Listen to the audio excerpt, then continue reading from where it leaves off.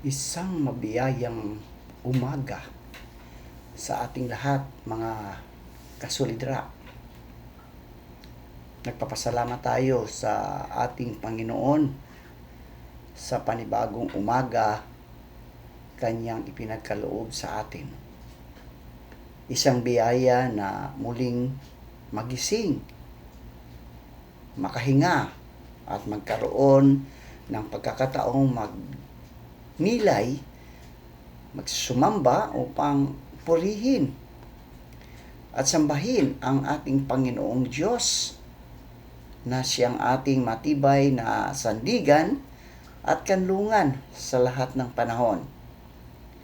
Sa gitna ng mga pagsubok, mga kasolidra, alalahanin natin na si Kristo ang ating matibay na bato, ang matatag na pundasyon ng ating pananampalataya. Maaring magbago ang mga sitwasyon sa ating paligid, ngunit ang pag-ibig, katapatan, at pangako ng Diyos ay nanatiling hindi nagbabago. Sa umagang ito, mga kasolidra, ihanda natin ang ating mga puso at isipan. Iwan muna natin ang ating mga alalahanin at ituon ang ating pansin sa Panginoong Hesus. Naway ang ating mga panalangin at pagninilay sa Kanyang salita ay maging daan upang tayong mapalapit sa Kanya at makatanggap ng bagong lakas, bagong pag-asa at inspirasyon para sa buong araw. Ayan, isang mapagpalang Biyernes ng umaga, mga kasolidra. Salamat sa Panginoon dahil muli tayo ay ginising sa umagang ito at binigyan tayo ng lakas. At pangalawa, mga kasolidra, Happy Independence Day sa ating lahat. Nagsiselebrate tayo ng Independence Day, ang bansang Pilipinas. Ang ating pong pagninilayan ngayong umaga, mga kasolidra, ay matatagpuan sa awit, no?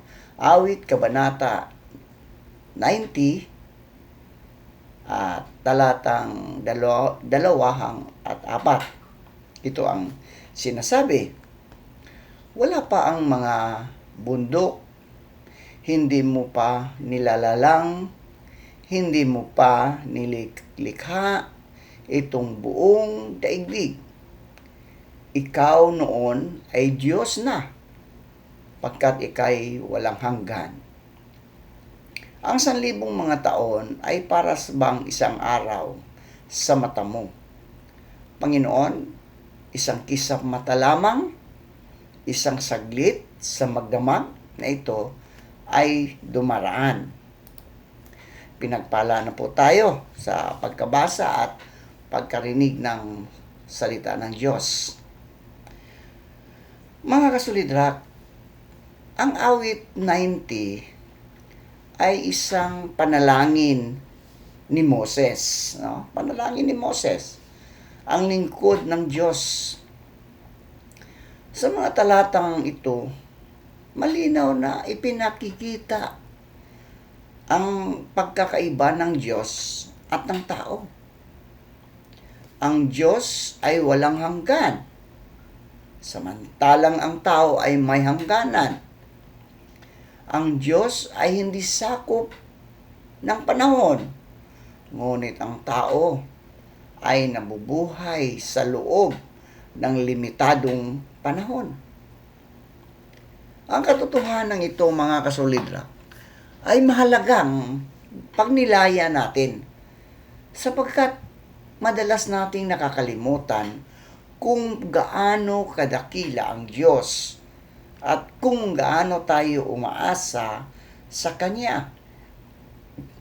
Sinimula ni Moses ang kanyang pagninilay sa pamagitan ng pagkilala sa walang hanggang kalikasan ng Diyos. Bago pa man malikha ang mga bundok, ang mga dagat, ang mga kagubatan, at ang buong sanlibutan, naroon na ang Diyos, mga kasolidra. Bago pa magkaroon ng kasaysayan, sibilisasyon, at mga bansa, siya ay Diyos na. No? Diyos na siya, mga kasolidra. Ipinapaalala nito sa atin na ang ating pananampalataya ay nakasalig hindi sa isang nilalang, kundi sa may lalang ng lahat. Ang Diyos na ating sinasamba, mga kasolidra, ay hindi nilikha ng tao. Malinaw na hindi siya nilikha ng tao. Siya ang pinagmulan ng lahat ng buhay at ng buong sansinukob. Sa ating panahon ngayon, mga kasolidra, marami ang naglalagay ng kanilang tiwala sa kayamanan. Diba? Kaya nga, napakalaking isyu ngayon na wala ang kayamanan ng ating bansa. Kasi doon sila nagtitiwala sa kayamanan, sa kanilang kapangyarihan, posisyon, o sariling kakayahan. Ngunit, ang lahat ng ito ay pansamantala lamang, mga kasolidra. Pansamantala lamang. Ang kayamanan ay maaaring mawala. Ang kalusugan ay maaaring humina. At ang kapangyarihan ay maaaring maglaho. Ngunit ang Diyos ay hindi nagbabago. Siya ay tapat noon, tapat ngayon, at manatiling tapat magpakailanman. Dahil dito, mga kasolidra, maaari tayong magkaroon ng kapanatagan sapagkat ang ating buhay ay nasa kamay ng isang Diyos. Diyos na walang hanggan. Ha? Ipinaalala rin ng awit, mga kasolidra, na ang tao ay bumalik o bumabalik sa alabok. Ito ay paalala ng ating pagiging mortal. Ang buhay ng tao ay maikli kung ihahambing sa walang hanggang pag-iral ng Diyos. Maraming tao ang abala sa paghahabol ng mga bagay na panlupa na parabang mananatili sila rito magpakailanman. Ngunit, mga kasolidra, ang katotohanan ay ang ating buhay ay parang singaw lamang na mabilis lumilipas. Ang bawat araw, mga kasolidra, na lumilipas ay isang araw na hindi na maibababalik. Sa halip na matakot sa katotohanan ito, dapat itong magturo sa atin ng karunungan.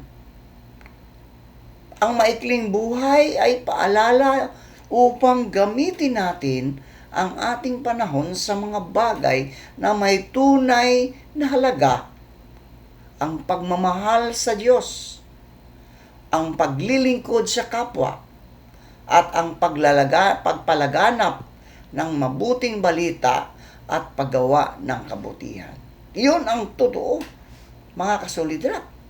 So, ang ating mga ginagawa para sa Panginoon ay may walang hanggang kabuluhan. Napakaganda rin ng pahayag ng 1,000 taon ay parang isang araw lamang sa paningin ng Diyos. Di ba? Ipinapakita nito na ang oras ng Diyos ay iba sa oras ng tao. Madalas tayong naiinip kapag hindi agad nasasagot ang ating mga panalangin. May mga pagkakataong nagtatanong tayo kung bakit tila matagal kumilos ang Diyos. Ngunit, mga kasolidra, ang katotohanan ay hindi siya nahuhuli kailanman. Hindi siya nahuhuli.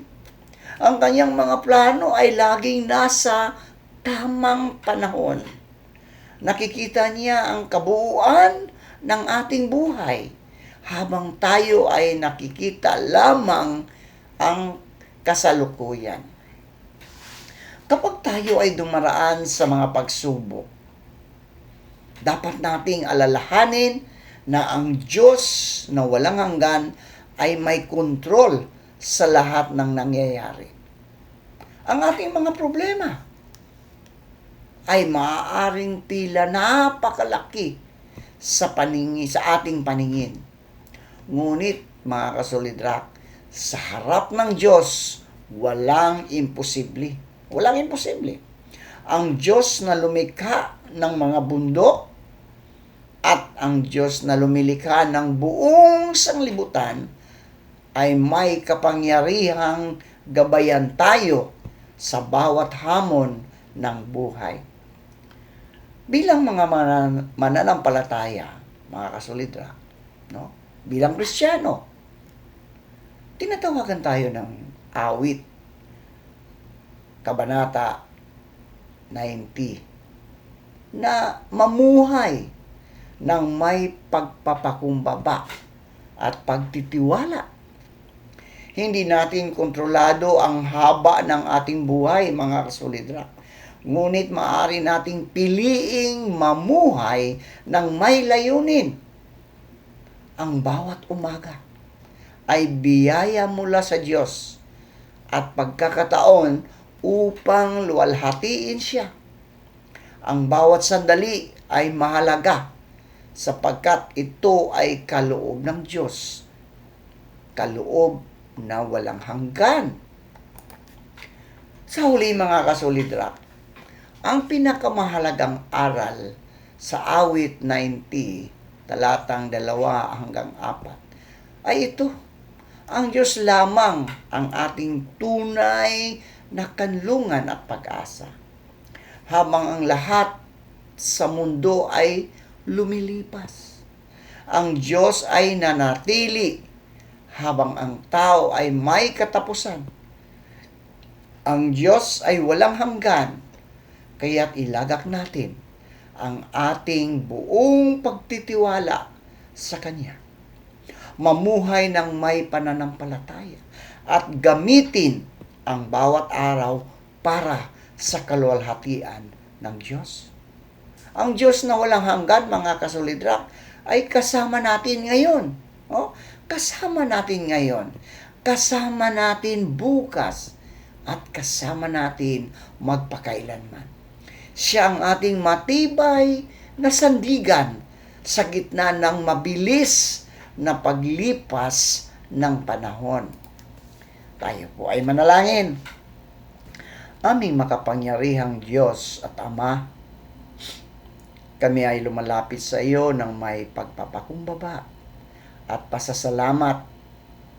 Kinikilala namin na ikaw ang Diyos mula pa sa walang hanggan hanggang sa walang hanggan.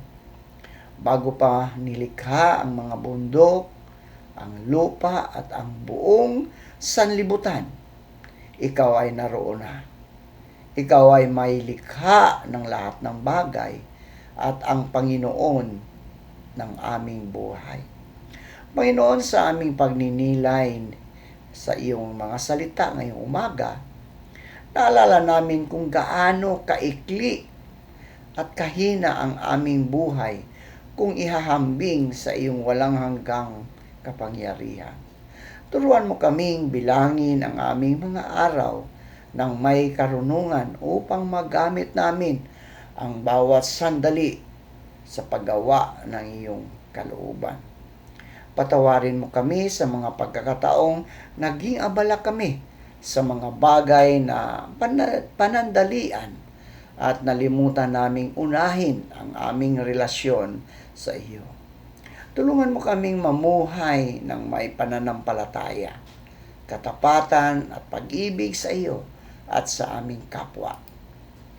Kapag kami ay nabalisa sa hinaharap o pinanghihinaan ng loob sa mga pagsubok, ipaalala mo rin sa amin na ikaw ang Diyos na may kontrol sa lahat ng panahon Ang 1,000 taon ay parang isang araw lamang sa iyong paningin.